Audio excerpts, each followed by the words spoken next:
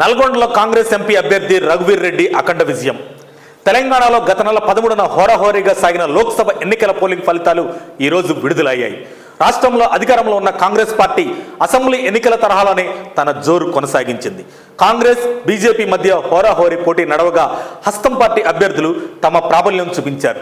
గెలిచిన స్థానాల్లో సాదాసీదా విజయం కాకుండా భారీ మెజారిటీ సాధించారు. నల్గొండ ఎంపీ అభ్యర్థిగా బరిలోకి దిగిన కాంగ్రెస్ సీనియర్ నేత జానారెడ్డి పెద్ద కుమారుడు కుందూరు రఘువీర్ రెడ్డి అఖండ విజయాన్ని సాధించారు.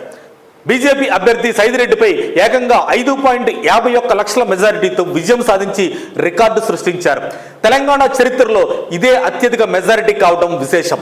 దీంతో జానారెడ్డి రాజకీయ వారసత్వాన్ని కొనసాగించడమే కాకుండా రఘువీర్ రెడ్డి రికార్డు క్రియేట్ చేశారు.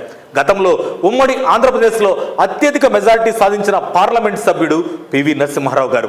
ఇప్పటి వరకు దేశంలో అత్యధిక మెజారిటీతో గెలుపొందిన ఎంపీల్లో 3వ వ్యక్తిగా కూడా ఆయనే ఉన్నారు. 1997లో కర్నూలు జిల్లాలోని నంద్యాల లోక్సభ స్థానానికి జరిగిన ఉప ఎన్నికల్లో పివి 5.8 లక్షల పైచిలకు ఓట్ల ఆధిక్యంతో బీజేపీ అభ్యర్థి బంగారు లక్ష్మణ్ పై గెలుపొందారు. కాగా 2011లో కాంగ్రెస్ నుంచి కడప ఎంపీగా పోటీ చేసిన వైఎస్ జగన్మోహన్ రెడ్డి 5.43 లక్షల మెజారిటీ సాధించగా ఆయన రికార్డును రఘువీర్ రెడ్డి బ్రేక్ చేశారు.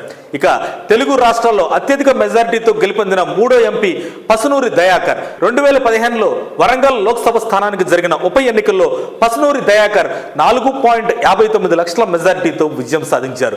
దీంతో దేశంలోనే అత్యధిక మెజారిటీ సాధించిన ఎంపీల్లో 7వ వ్యక్తిగా నిలిచారు.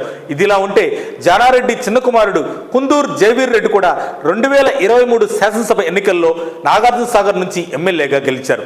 కుందూరు జయవీర్ రెడ్డి తన తండ్రి కుందూరు జానారెడ్డి అడుగుజాడల్లో రాజకీయాల్లోకి వచ్చి బీఆర్ఎస్ అభ్యర్థి నోముల భగత్ పై 55,849 ఓట్ల భారీ మెజారిటీతో గెలిచి తొలిసారి ఎమ్మెల్యేగా ఎన్నికై అసెంబ్లీలో అడుగుపెట్టారు. మరిన్ని అప్డేట్స్ కోసం మా కాయ్ టీవీని సబ్స్క్రైబ్ చేసుకోండి. మా వీడియో కనుక మీకు నచ్చినట్లయితే లైక్ చేయండి, షేర్ చేయండి. మీ విలువైన అభిప్రాయాలను కామెంట్ బాక్స్లో తెలియజేయండి.